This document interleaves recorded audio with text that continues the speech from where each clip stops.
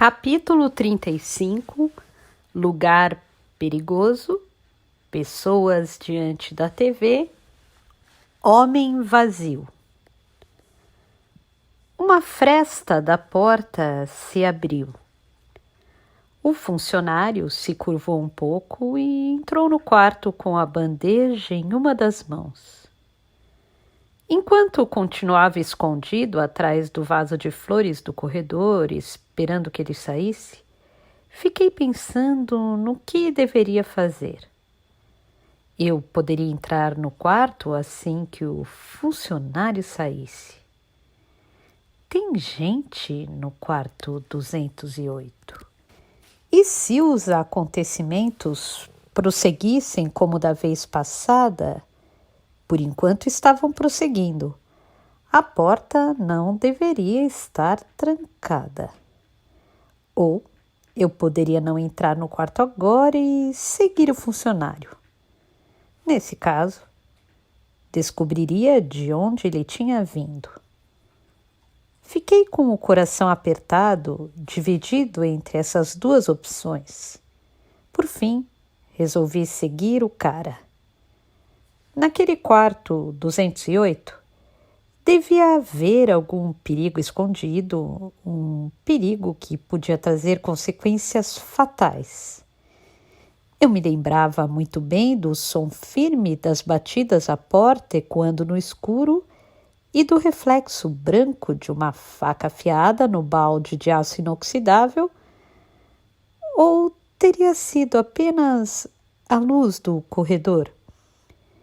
Eu precisava tomar muito cuidado. Primeiro, vou seguir aquele funcionário. Depois, posso voltar para cá. Mas como faria isso? Enfiei a mão nos bolsos da calça. Só havia a carteira, moedas, lenço e uma pequena caneta.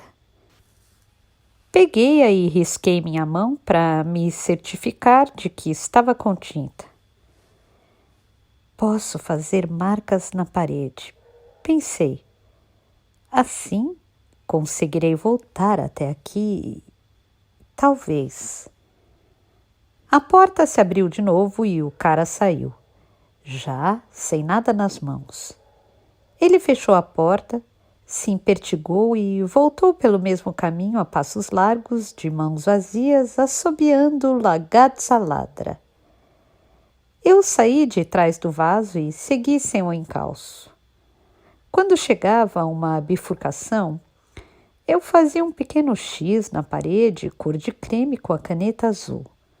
O funcionário não virou para trás nenhuma vez, caminhando de maneira peculiar, como se fizesse uma demonstração para os candidatos do concurso internacional de caminhada de funcionários de hotel. Ele avançava pelo corredor a passos largos, balançando os braços com certo ritmo, levantando o rosto, retraindo o queixo e com as costas eretas, seguindo a melodia de Ragazza Ladra como se quisesse mostrar que um funcionário de hotel tinha que andar daquele jeito. Ele dobrou várias esquinas, subiu e desceu alguns degraus pequenos. A luz ora ficava mais forte, ora mais fraca, dependendo do lugar. As várias pilastras das paredes produziam sombras de formatos diferentes. Eu mantinha certa distância para não ser percebido, mas não era muito difícil seguir o rapaz. Às vezes, ele desaparecia em uma curva, mas eu não corria risco de perdê-lo de vista, porque ele sempre assobiava alto. Por fim, depois de passar por vários corredores, ele chegou a um saguão amplo, como o peixe que nadasse contra a correnteza e chegasse a águas calmas. Era o mesmo saguão lotado onde eu tinha visto Noburo Vataya na TV, embora o lugar agora estivesse silencioso, com poucas pessoas sentadas diante da grande tela em que passava o noticiário da NHK. Ao se aproximar do saguão, o cara parou de assobiar para não incomodar as pessoas. Em seguida, atravessou o saguão em linha reta, e sumiu pela porta dos funcionários. Caminhei distraidamente pelo saguão, fingindo que estava fazendo hora, antes de me sentar em um dos sofás vazios, olhar para o teto e observar o carpete do chão. Fui até a cabine do telefone público e coloquei uma moeda, mas o aparelho estava mudo, assim como o do quarto 208. Então, fui até o telefone da recepção do hotel e tentei discar o número 208. Mas o aparelho também estava mudo. Por fim, me sentei em uma das cadeiras um pouco afastadas e discretamente observei as pessoas diante da TV. Havia 12 pessoas no total, 9 homens e 3 mulheres. Quase todos os homens tinham entre 30 e 40 anos, com exceção de 2 que passavam um pouco dos 50. Os homens usavam terno ou paletó, gravatas sóbrias e sapatos de couro. Tirando as diferenças de altura e de peso, eles não tinham nenhuma particularidade. As 3 mulheres tinham entre 30 e 40 anos, estavam bem arrumadas e bem maquiadas e com roupas muito parecidas. Provavelmente voltavam de um encontro de ex-alunas de um colégio, mas como não estavam sentadas juntas, não deviam ser amigas. Aquelas pessoas pareciam ter chegado ao saguão separadamente e observavam a TV de maneira compenetrada e silenciosa. Não trocavam opiniões nem olhares, nem assentiam uns aos outros. Sentado ali, assistia ao noticiário por um tempo. Não passou nenhuma notícia que despertasse meu interesse. O governador de uma província cortava uma fita e inaugurava uma rodovia, a descoberta de uma substância tóxica em lápis de cera infantil e o recolhimento do lote. Uma forte nevasca em Asahikawa resultou na colisão de um ônibus de turismo com um caminhão em decorrência da baixa visibilidade e das condições perigosas da estrada congelada, matando o motorista do caminhão e ferindo alguns passageiros que iam para as termas. O âncora apresentava as notícias em sequência, em tom neutro, como se distribuísse cartas de números baixos em um jogo. Eu me lembrei da TV da casa do Sr. Honda, o vidente. Aquela TV estava sempre sintonizada na NHK. Para mim, aquelas imagens do noticiário pareciam e ao mesmo tempo não pareciam reais. Senti pena do motorista de ônibus de 37 anos que morreu no acidente. Ninguém deseja morrer no meio de uma forte nevasca em Asahikawa, se contorcendo de dor com os órgãos rompidos. Porém, eu não conheci o motorista pessoalmente, nem ele me conhecia, de modo que minha compaixão por ele não era pessoal e sim genérica, dessas que sentimos quando alguém sofre uma morte violenta repentina. Essa generalização parecia e, ao mesmo tempo, não parecia real. Desviei os olhos da tela e observei de novo o saguão quase vazio. Não avistei nada que pudesse servir de pista. Não havia funcionários e o pequeno bar ainda estava fechado. Na parede só havia um quadro grande, uma pintura a óleo de alguma montanha. Quando voltei a olhar a TV, percebi um grande rosto familiar. Era Noburo Vataya.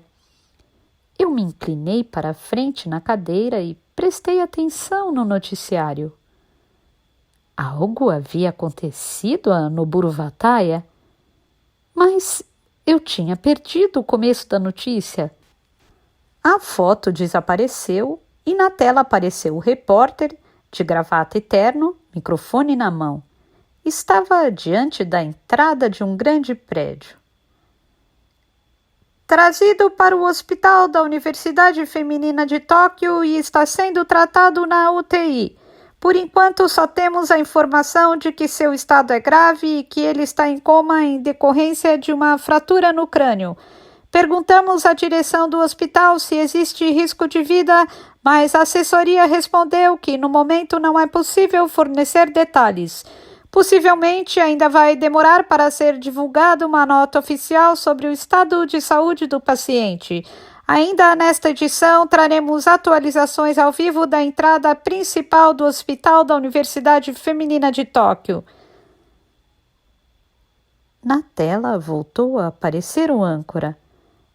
Ele passou a ler uma folha que tinha acabado de receber de alguém da produção do estúdio. O parlamentar Noboru Wataya, membro da Câmara Baixa, está em estado grave depois de ter sido vítima de uma agressão. Segundo as informações que acabamos de receber, o ato de violência aconteceu hoje às 11h30 da manhã em um prédio em Akasaka, no bairro de Minato, Tóquio. Noboru Wataya estava em uma reunião em sua sala quando um homem invadiu o local e o acertou na cabeça várias vezes com um taco de beisebol. Enquanto o âncora falava, era possível ver a imagem do prédio onde Noboru Wataya tinha uma sala.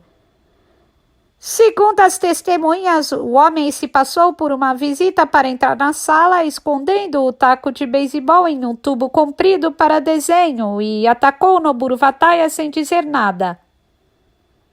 Dava para ver a cena do crime. A sala, a cadeira caída no chão e manchas escuras de sangue. Como tudo aconteceu de maneira repentina, nem Noboru Wataya nem as pessoas à sua volta esboçaram reação. O homem verificou que Noboru Wataya estava completamente inconsciente e fugiu do local, levando o taco consigo. De acordo com as testemunhas, o criminoso usava um casaco curto azul escuro, um gorro de lã da mesma cor e óculos escuros. Tinha cerca de 1,75 m, um hematoma no lado direito do rosto e aproximadamente 30 anos de idade. A polícia está atrás do suspeito que desapareceu no meio da multidão. Até o momento, ninguém sabe seu paradeiro. Apareciam imagens da polícia fazendo a perícia na cena do crime, assim como das movimentadas ruas de Akasaka. Taco de beisebol? Hematoma? Mordia os lábios. Noboru Wataya é um célebre economista e comentarista político. Jovem e enérgico, foi eleito para a Câmara Baixa na primavera deste ano, herdando a base política de seu tio Yoshitaka Wataya. Desde então, vem atingindo grande prestígio como parlamentar talentoso e polêmico e atraindo alta expectativa da população, apesar de ser novo no cenário político. A polícia está investigando duas possibilidades: crime político ou crime passional. Vamos repetir a informação. Noboru Wataya, membro da Câmara Baixa, foi atacado esta manhã com um taco de beisebol e se encontra na UTI em estado grave. Ainda não temos mais detalhes. Agora vamos para a próxima notícia.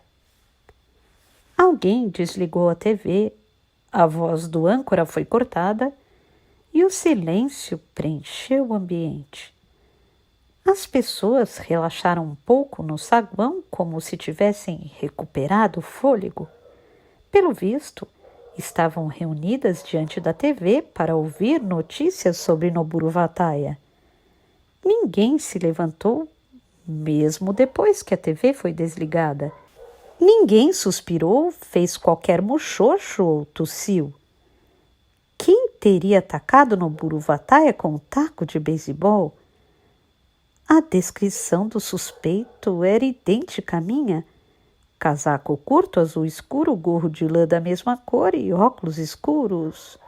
Hematoma no rosto. Até a altura e a faixa de idade batiam. O taco de beisebol, eu sempre o deixei no fundo do poço, mas agora ele estava sumido. Se aquele taco tinha provocado a fratura no crânio. Alguém o teria tirado do fundo do poço para atacar no Buruvataia. Por alguma razão, uma mulher virou para trás e me encarou. Ela era magra e, como tinha faces chupadas, lembrava um peixe. Usava brincos brancos no meio dos lóbulos das orelhas, que eram longos. Ela me encarou por um bom tempo virada para trás. Nossos olhos se cruzaram, mas ela não desviou o rosto nem mudou de expressão. O homem careca que estava ao seu lado também se virou para mim, seguindo os olhos dela. De altura e biotipo, ele se parecia com o dono da lavanderia em frente à estação. Logo, as outras pessoas também se viraram para mim, uma a uma, como se enfim tivessem percebido minha presença. Com tantos olhares sobre mim, acabei me lembrando de que eu tinha pouco mais de 30 anos, 1,75 m, e estava de casaco curto azul escuro e gorro de lã da mesma cor, sem falar que tenho um hematoma no rosto. De alguma maneira, aquelas pessoas pareciam saber que eu era cunhado de Noburuvataia e que não gostava muito dele, ou que eu o odiava. Eu percebia isso pelos olhares, sem saber como reagir. Me apoiei no braço da cadeira. Eu não ataquei Noburuvataia com o taco de beisebol. Eu não faria isso e, para começar, nem tenho mais taco. Mas aquelas pessoas não vão acreditar nas minhas palavras. Essa gente só acreditava no que a TV dizia. Eu me levantei devagar e caminhei em direção ao corredor de onde tinha vindo. Melhor sair logo desse lugar onde não era bem-vindo. Depois de caminhar um pouco, olhei para trás e vi algumas pessoas se levantando para me seguir. Acelerei o passo, atravessei o saguão em linha reta e segui para o corredor. Precisava voltar ao quarto 208. Sentia minha boca completamente seca. Quando enfim atravessei o saguão e coloquei os pés no corredor, todas as luzes se apagaram silenciosamente. Uma completa escuridão envolveu tudo sem aviso, como se uma machadada tivesse cortado a luz da terra. Alguém gritou atrás de mim, parecendo bem mais perto do que eu imaginava. Nesse grito havia uma semente de um ódio duro contra a rocha. Segui em meio às trevas. Caminhei devagar, com cautela, me apoiando nas paredes, tentando me afastar o máximo possível daquela gente. Porém, esbarrei numa mesa pequena e derrubei algo que parecia um vaso que caiu e rolou no chão, fazendo um barulho alto. Por conta do esbarrão, acabei caindo no carpete. Com toda a pressa, me levantei, procurei de novo a parede do corredor às apalpadelas e continuei seguindo em frente. Neste momento, meu casaco foi puxado para trás, como se a barra tivesse ficado presa em um prego. Por um instante, não percebi o que estava acontecendo, mas depois entendi. Alguém estava tentando me puxar, segurando a barra do meu casaco, que tirei sem hesitar antes de correr na escuridão.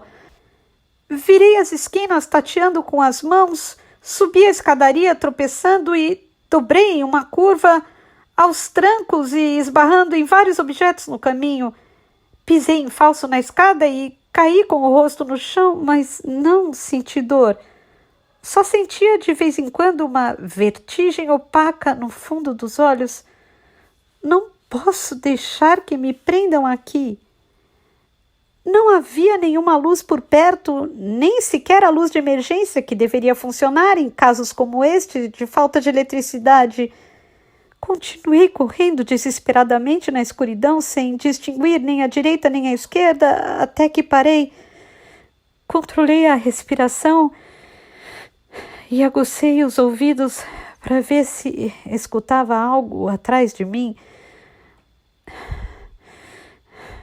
Não ouvi nenhum barulho, apenas as batidas intensas do meu coração.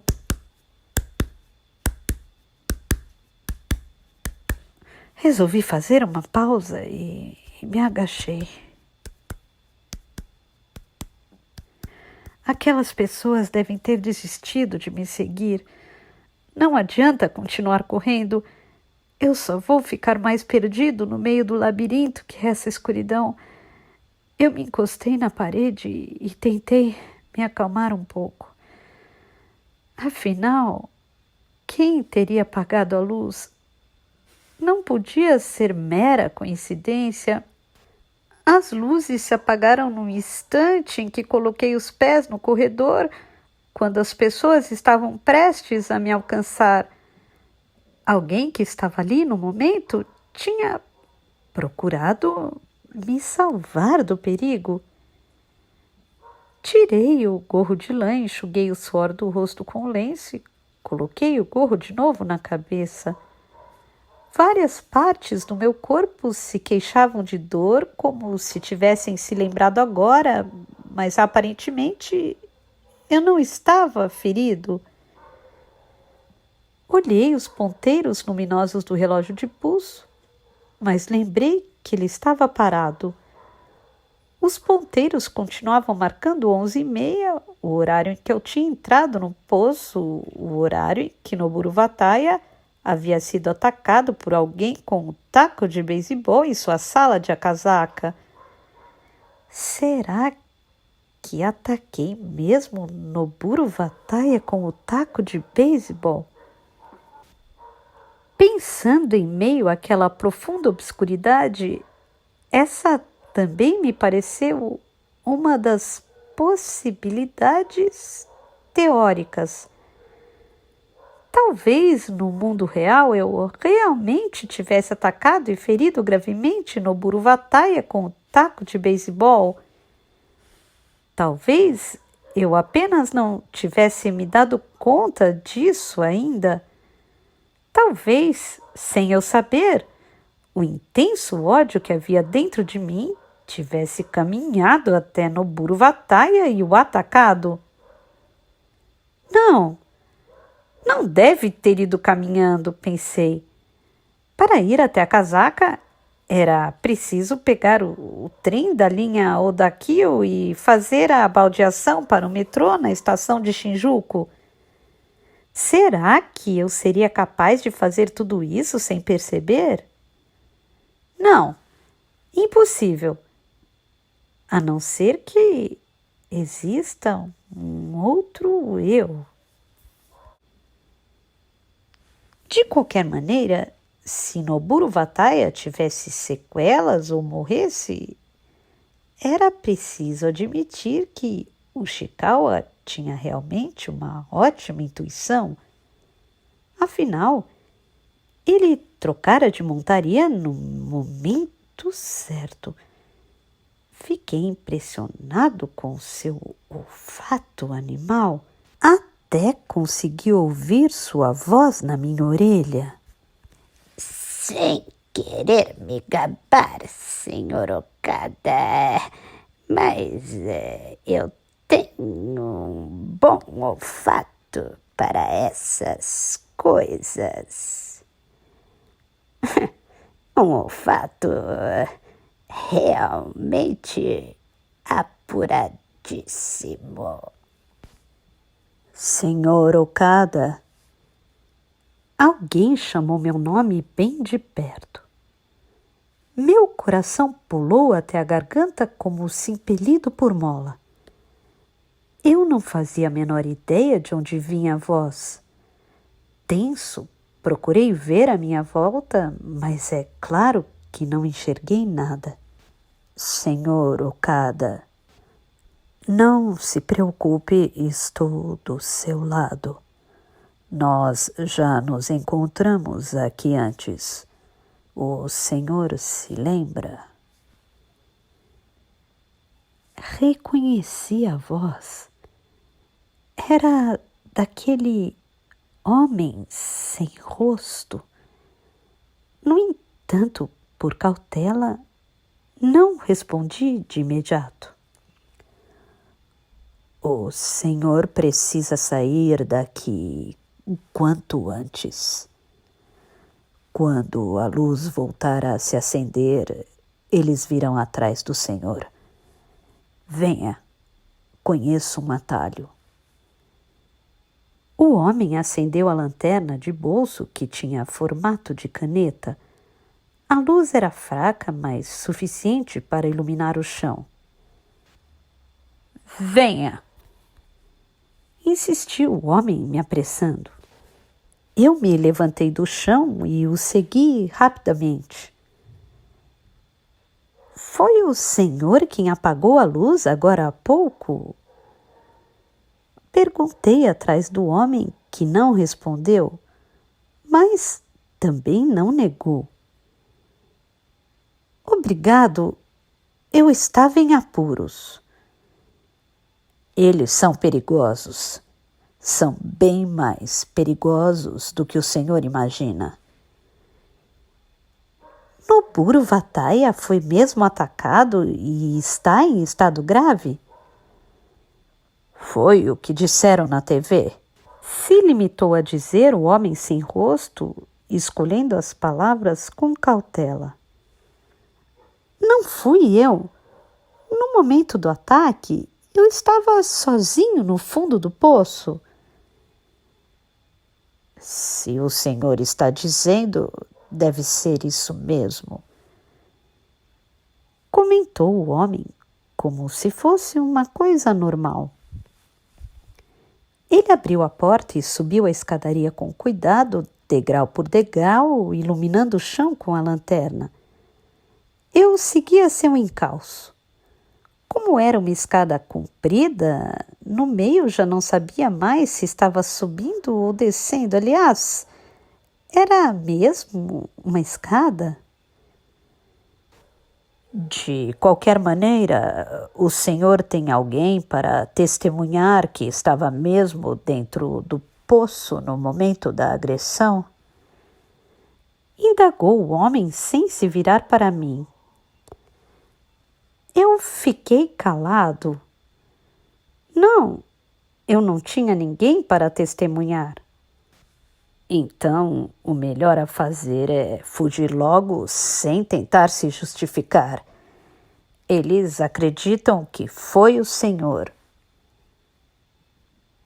Afinal, quem são eles? Quando terminou de subir a escada, o homem virou para a direita, seguiu mais um pouco, abriu uma porta e saiu num corredor. Depois parou e ficou prestando atenção nos sons. Depressa, segure meu casaco. Segui as instruções e segurei o casaco. O homem sem rosto falou. Eles estão sempre vidrados na TV. Por isso, detestam o senhor e adoram seu cunhado. O senhor, por acaso, sabe quem sou eu? É claro que sei. Então, sabe onde Kumiko está agora? O homem ficou calado, segurando bem firme a barra do casaco dele, como se fosse uma espécie de jogo. Dobramos um corredor, descemos a escadaria curta a passos largos, passamos por uma portinha, por um corredor com um teto baixo, que parecia uma passagem secreta, e saímos de novo em outro longo corredor. O complexo e misterioso caminho que o homem sem rosto fazia parecia o labirinto sem fim de um templo. Veja bem, eu não sei de tudo o que está acontecendo aqui. Esse lugar é imenso e eu sou responsável pelo saguão. Existem muitas coisas que eu não sei. O senhor conhece o funcionário de serviço de quarto, o que assobia? Não. Aqui não há nenhum funcionário de serviço de quarto, nem o que assobia, nem o que não assobia.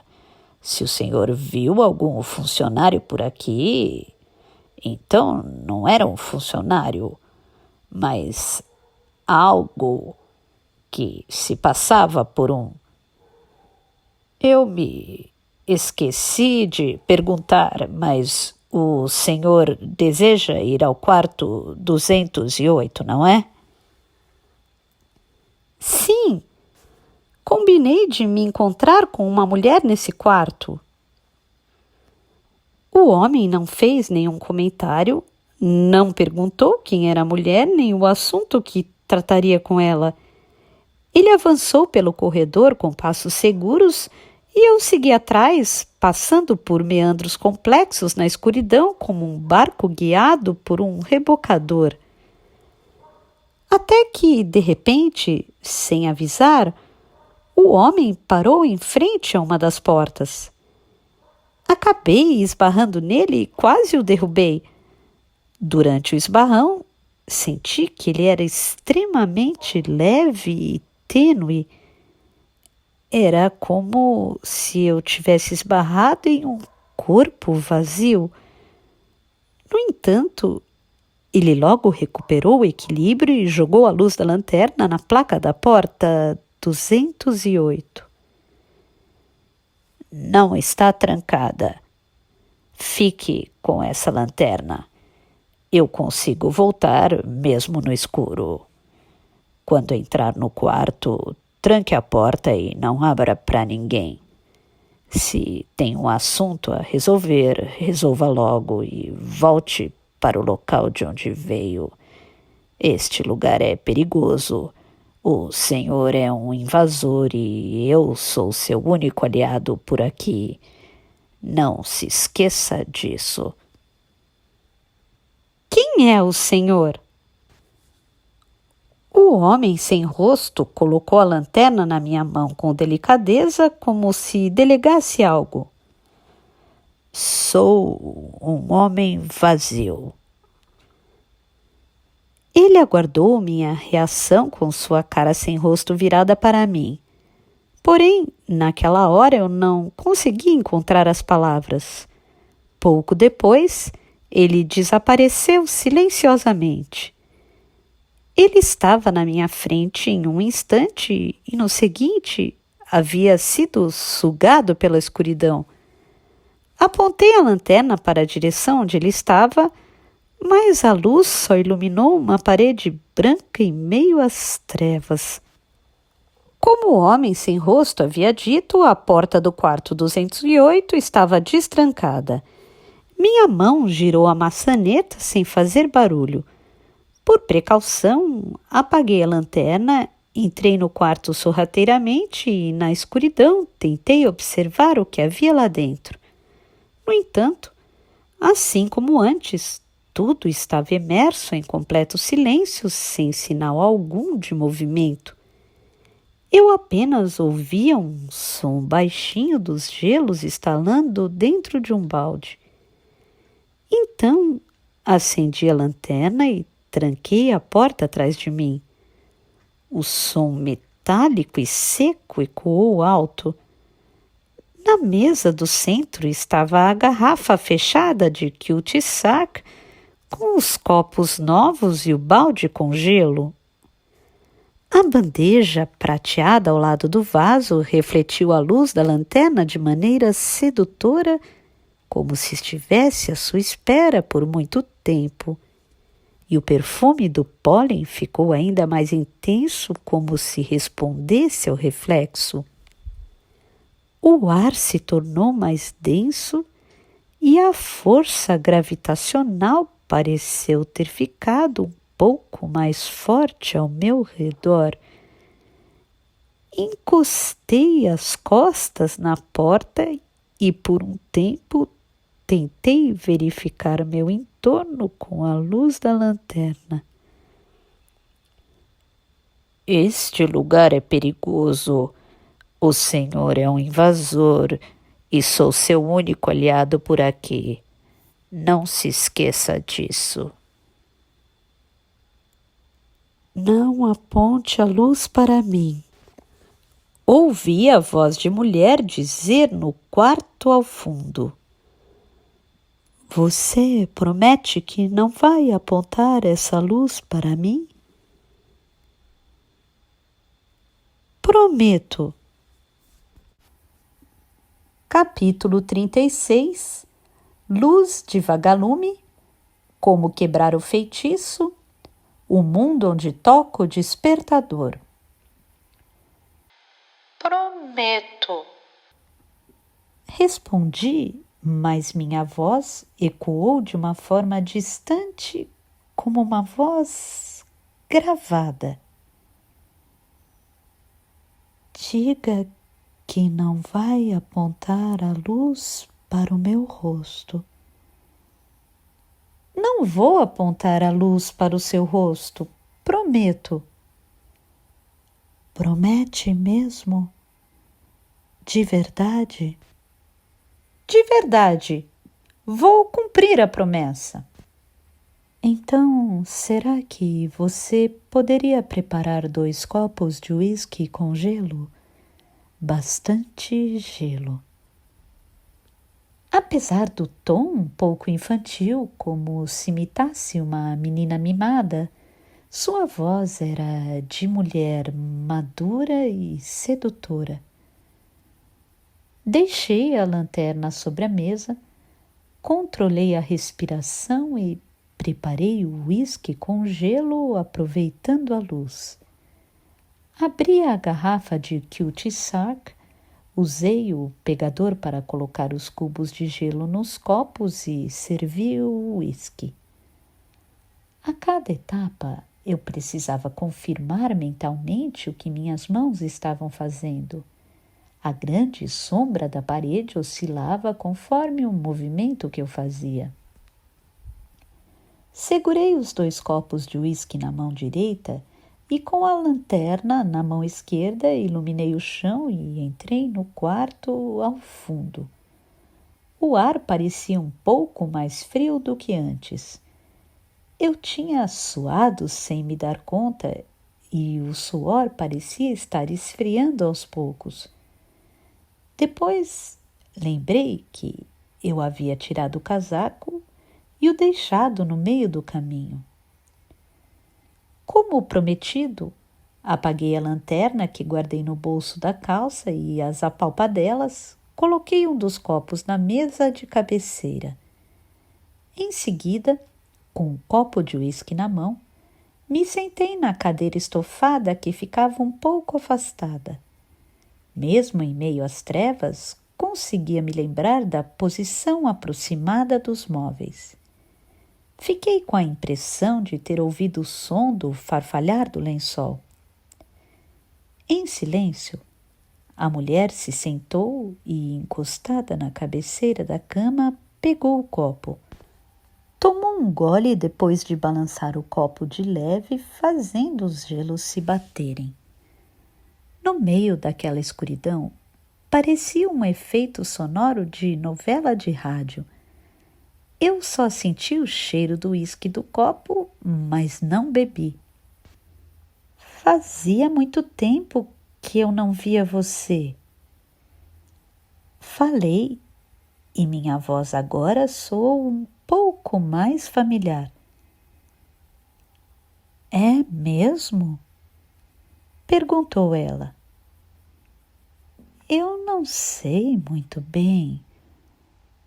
Não entendo muito dessas coisas de muito tempo isso, tanto tempo aquilo. Se não me engano, já faz 1 ano e 5 meses desde o nosso último encontro. Ah, é? Não lembro direito, para ser sincera. Coloquei o copo no chão e cruzei as pernas. A propósito, você não estava aqui quando eu vim agora há pouco, não é? Estava sim. Estava deitada na cama como agora. Aliás, estou sempre aqui. Mas com certeza eu estava no quarto 208. Este é o quarto 208, certo? Ela fez os gelos girarem dentro do copo e deu uma risada. Sem dúvida, você deve ter me confundido. Você deveria estar em outro quarto 208, no quarto errado, com certeza. Só pode ter sido isso.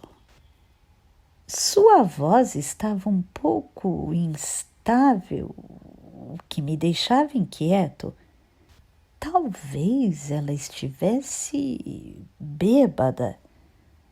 Tirei o gorro de lã e o deixei no colo. O telefone está mudo. Sim, foram eles que desligaram. Eu gostava tanto de telefonar. São eles que não deixam você sair daqui?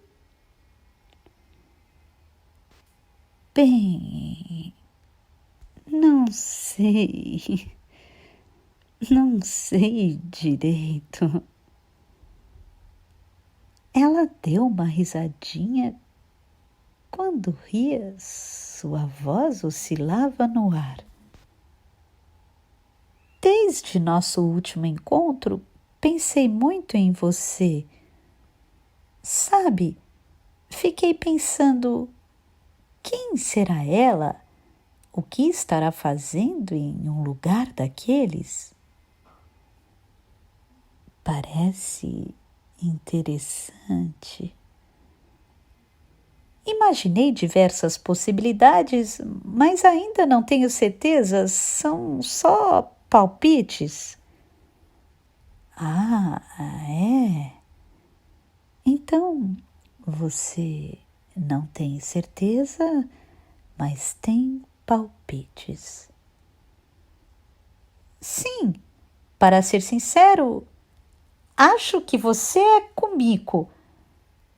No começo eu não tinha percebido, mas aos poucos passei a achar que você é Kumiko. Ah, é. Será que eu sou mesmo Kumiko? Por um momento me senti perdido, com a sensação de que estava sendo completamente enganado, que estava num lugar errado, falando algo errado ou uma pessoa errada. Tudo não passava de rodeio sem sentido e perda de tempo. Porém, fiz um esforço e recuperei o equilíbrio, segurando com firmeza o gorro que estava no meu colo para confirmar a realidade. Enfim, sinto que, se você for mesmo Kumiko, todas as coisas que aconteceram até agora vão fazer sentido. Você ligou para mim daqui várias vezes. Acho que provavelmente queria me contar algum segredo. O segredo que Kumiko carregava.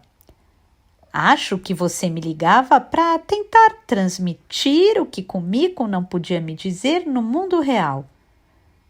Com palavras que eram uma espécie de código. Ela permaneceu calada por um tempo. Depois inclinou o copo para tomar mais um gole do uísque e disse: Ah, é. Bem, se é assim que você pensa, talvez você tenha razão. Talvez eu seja, na realidade, comigo, mas ainda não sei direito. Agora, se eu for mesmo comigo, poderei falar com você usando a voz dela, ou seja, através da voz de Kumiko, não é?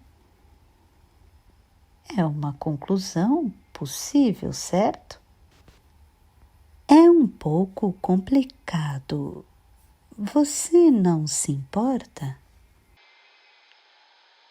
Não, tudo bem.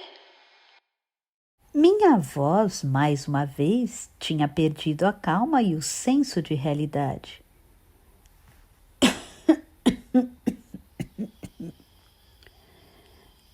A mulher deu uma tossida. Será que vai dar certo? Não é muito fácil. Você está com pressa? Pode ficar mais um pouco? Não sei. Acho que sim. Espere um pouco. Desculpe. Bem, não vai demorar. Eu esperei.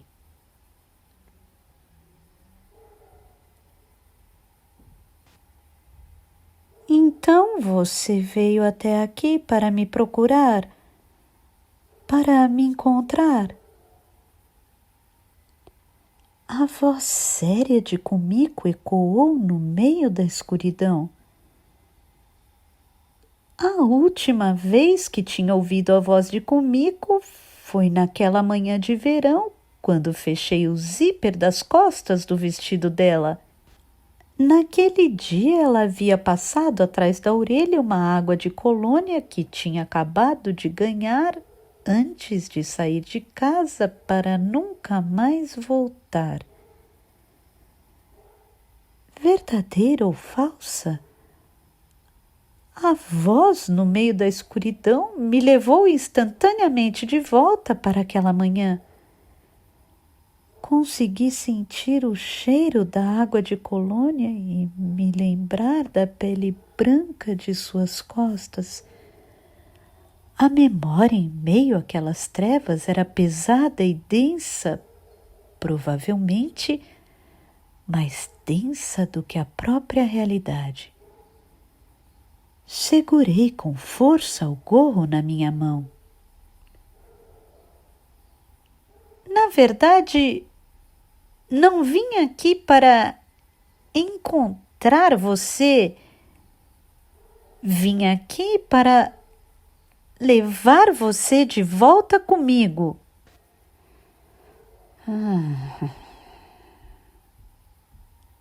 Ela soltou um leve suspiro.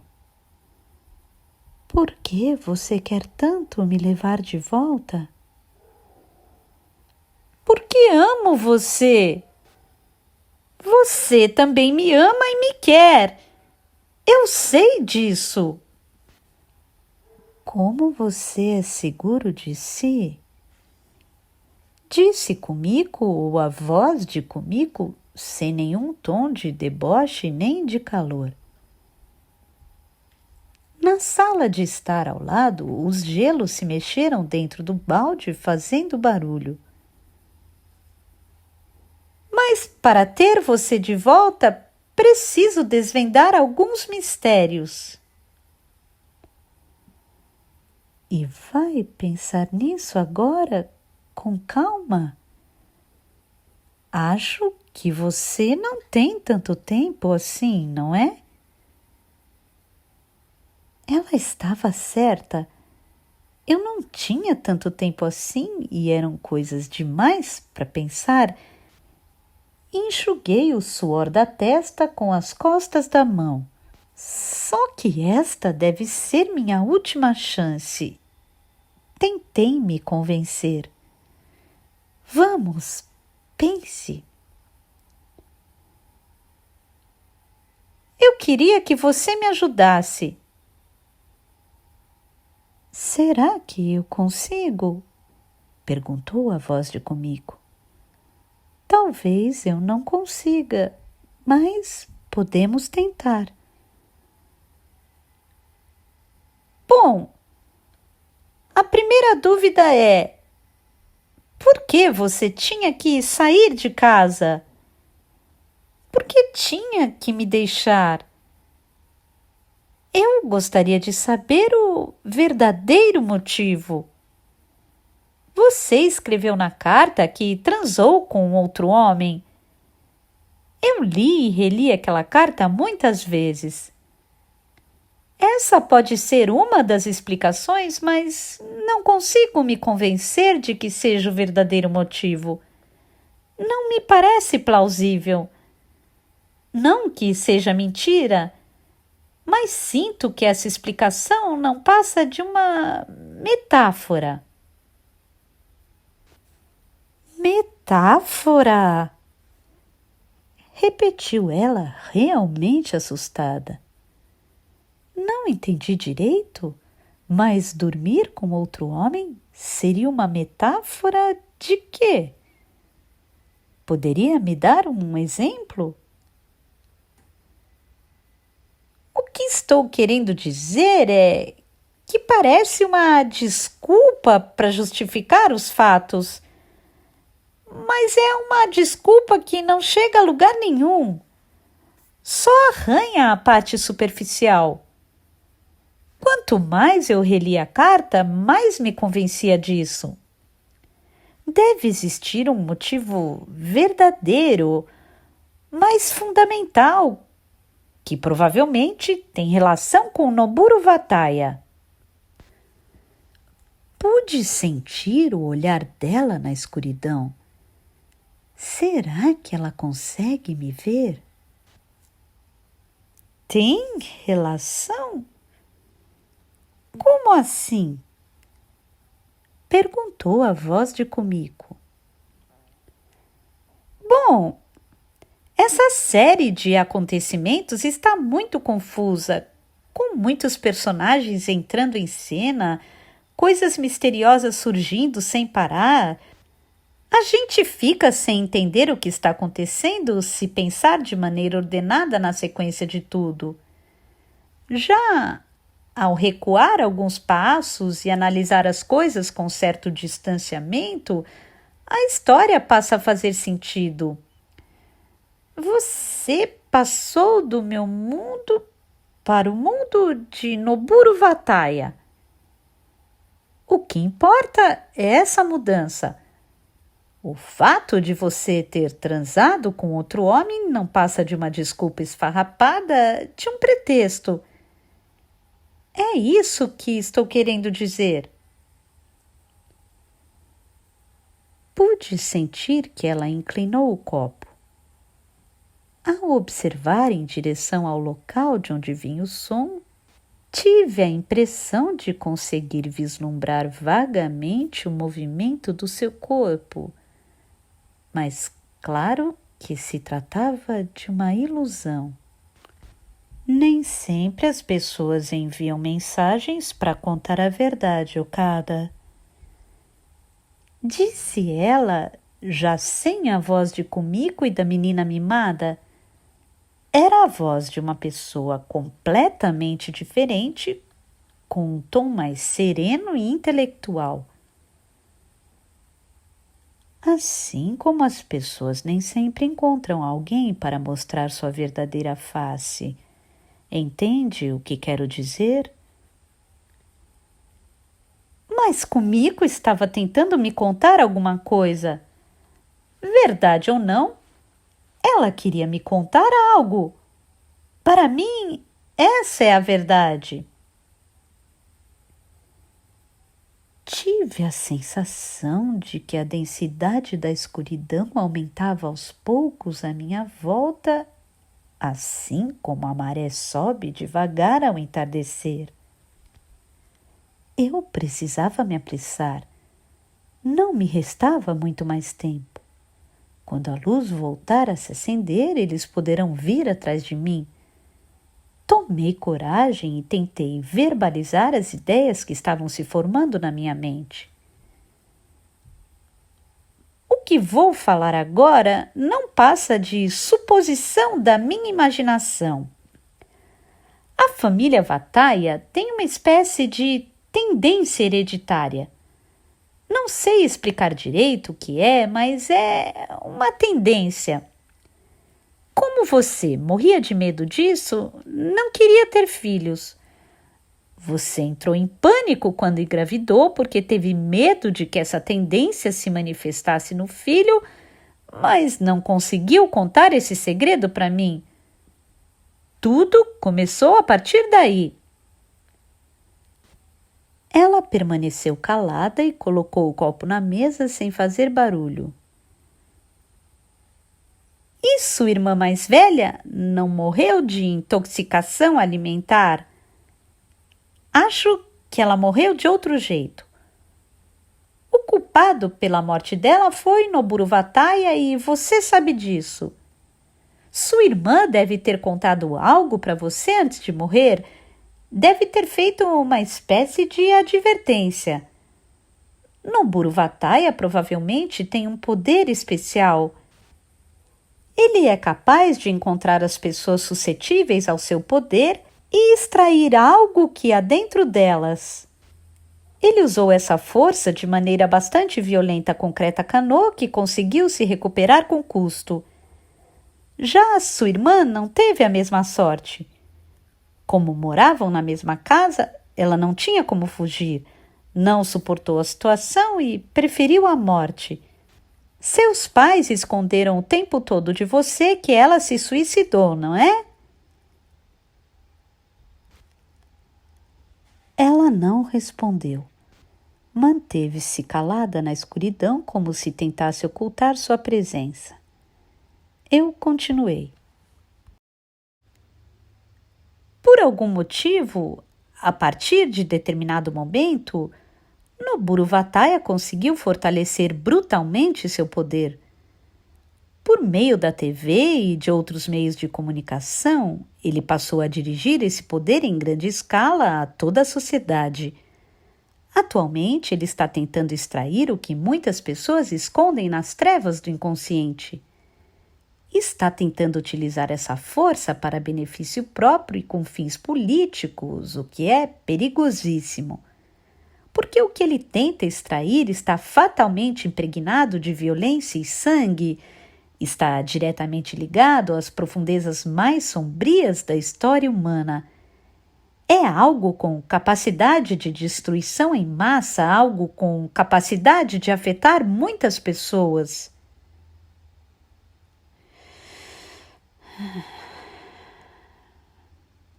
Ela suspirou. Será que você poderia preparar mais um uísque para mim? Pediu ela com voz calma. Eu me levantei, fui à mesa de cabeceira e peguei o copo vazio dela. Mesmo na escuridão, era possível fazer tudo isso sem problemas. Em seguida, caminhei até a sala de estar, acendi a lanterna e preparei o uísque com gelo. É essa a sua suposição? Só liguei as muitas ideias que tive e não tenho como provar. Não tenho nenhuma evidência de que estou certo.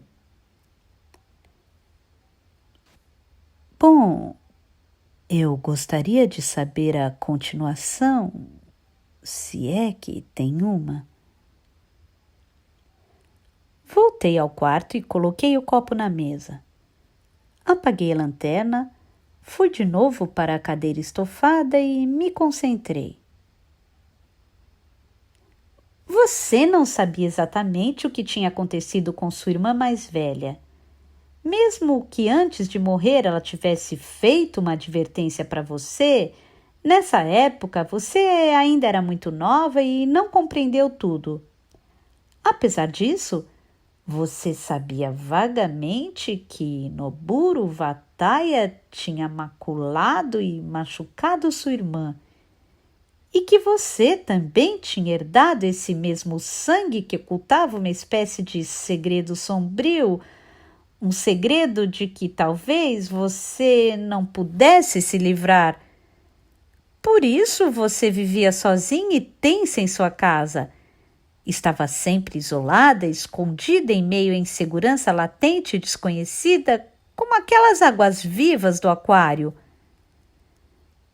Depois de terminar a faculdade, você decidiu enfrentar seus pais, se casar comigo e se afastar da família Vataia.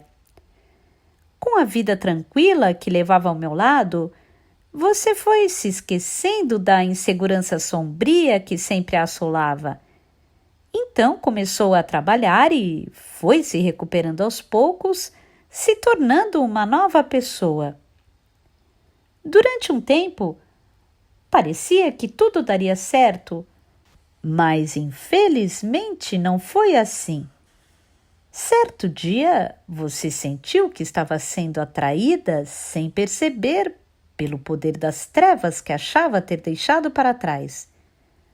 Você ficou confusa e sem saber o que fazer diante dessa constatação. Por isso, procurou Noburo Vataia porque queria saber a verdade e foi consultar Malta Canoa em busca de ajuda. Mas você não conseguiu contar a verdade para mim. Acho que tudo começou depois da gravidez. É o que sinto. A gravidez foi uma espécie de ponto de partida. Por isso, quando você fez o aborto, na mesma noite recebi a primeira advertência do homem que tocava violão em Sapporo. Talvez a gravidez tenha estimulado e despertado algo latente dentro de você, e Noburo Vataia estivesse só aguardando esse momento. Ele provavelmente só consegue ter relações sexuais com as mulheres dessa forma. E quando essa tendência começou a se manifestar em você, ele tentou nos separar à força, arrancando você de mim. Ele precisava muito de você e queria que você desempenhasse o papel que antes era desempenhado pela sua irmã. Quando parei de falar, um profundo silêncio preencheu o ambiente. Eu tinha revelado tudo o que estava imaginando. Tinha uma ideia vaga de algumas partes, mas o resto me ocorreu enquanto eu falava. Talvez o poder da escuridão tenha preenchido as lacunas da minha imaginação. Ou será que foi a presença dessa mulher que me ajudou? De qualquer maneira, isso não mudava o fato de que minha suposição não tinha nenhum fundamento. Que história interessante! Disse a mulher cuja voz tinha voltado a ser a de uma menina mimada. A voz estava mudando cada vez mais rápido. É isso que acha? E eu deixei você sem dar nenhuma explicação, escondendo meu corpo maculado. A ponte de Waterloo, no nevoeiro, luz de vagalume, Robert Taylor e Vivian Lee. Vou levar você de volta comigo.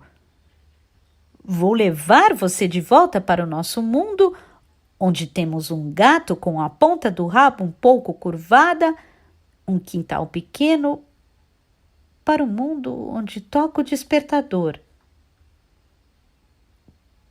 Como? Como vai me tirar daqui, Okada? É como no conto de fadas. Basta quebrar o feitiço. Ah, entendi. Só que você acha que eu sou o Kumiko. Por isso, quer me levar de volta. Agora, e se eu não for Kumiko, o que você vai fazer? talvez você acabe levando gato por lebre. Você tem certeza dessa suposição? Será que não é melhor pensar mais um pouco com calma? Segurei a lanterna fina dentro do bolso. Só pode ser comigo, pensei, mas não tinha como provar. No final das contas, não passava de uma hipótese. Dentro do bolso, minha mão estava encharcada de suor. Vou levar você de volta comigo. Foi para isso que vim até aqui.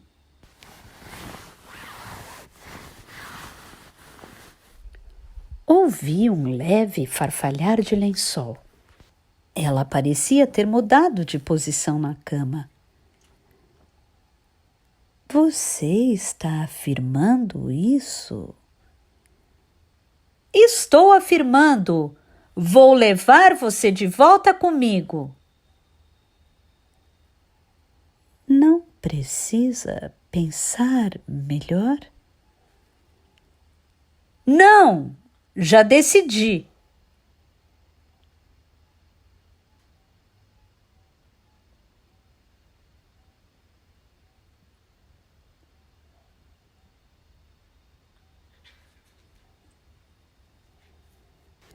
Ela ficou em silêncio por um longo tempo, como se verificasse alguma coisa.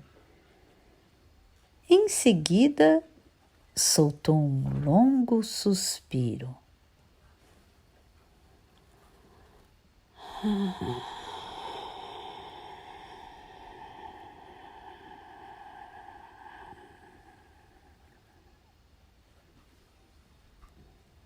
Eu tenho um presente para você. Não é grande coisa, mas talvez seja útil. Estenda sua mão devagar sobre a mesa sem acender a luz. Eu me levantei da cadeira e estendi devagar a mão direita para a escuridão, como se quisesse verificar a profundidade do vazio que havia no lugar. Consegui sentir nas pontas dos dedos as agulhas do ar até que minha mão tocou nele. Quando percebi o que era, o ar se comprimiu no fundo da minha garganta e endureceu como amianto. Era o taco de beisebol. Peguei pelo cabo e levantei o taco. Parecia o mesmo que eu tinha tomado do homem que carregava o estojo de violão. Verifiquei o formato e o peso. Não havia dúvida. Era aquele taco. No entanto, ao examiná-lo às apalpadelas, senti que algo estava grudado um pouco acima da logomarca impressa. Parecia cabelo humano. Toquei com os dedos e constatei. A espessura e a consistência eram de fios de cabelo de gente de carne e osso. Os fios ficaram colados no taco pelo sangue coagulado. Alguém havia golpeado a cabeça de alguém, provavelmente de Noburo Vataya, com esse taco.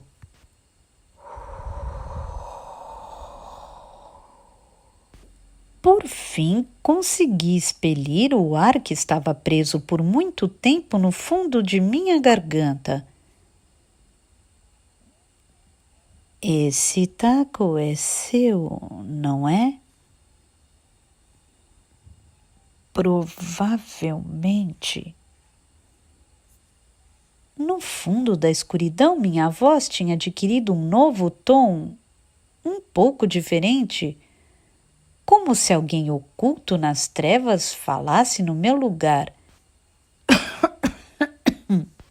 Dei uma tossida de leve para verificar que quem falava era eu. Depois continuei. Mas parece que usaram esse taco para matar uma pessoa.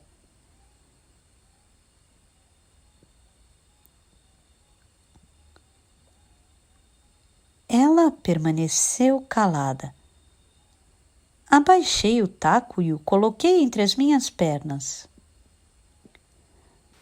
Você deve saber muito bem, prossegui.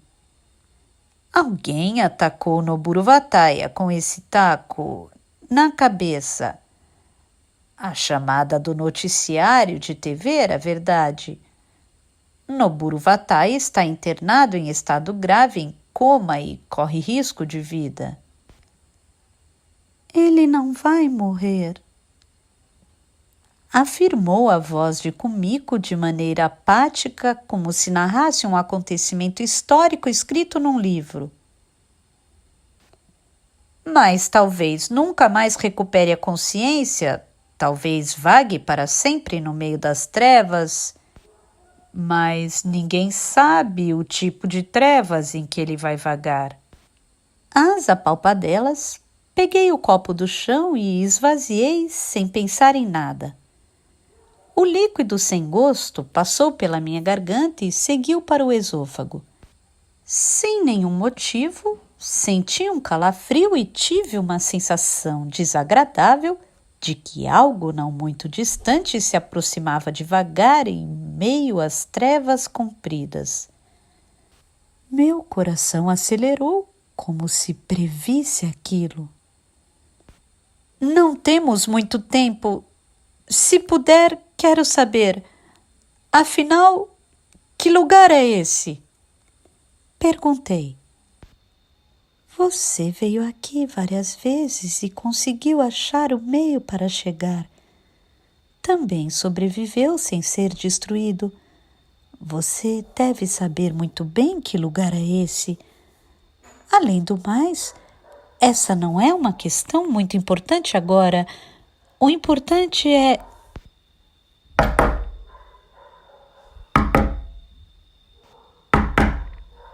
Nesse instante, ouvimos batidas à porta. Batidas secas e duras, como se alguém estivesse martelando um prego na parede. 2 batidas, em seguida, mais 2. Eram as mesmas da outra vez. A mulher prendeu a respiração. Fuja! A voz clara de Kumiko disse para mim. Você ainda consegue atravessar a parede. Eu não sabia se o que estava pensando em fazer era realmente a melhor alternativa. No entanto, já que eu estava ali, precisava encarar o que estava atrás da porta e vencer aquilo. Para mim, era uma batalha. Dessa vez não vou fugir. Vou levar você comigo. Coloquei o copo no chão, enfiei o gorro de lã na cabeça e segurei com as mãos o taco de beisebol que tinha entre as pernas. Depois, me aproximei devagar da porta.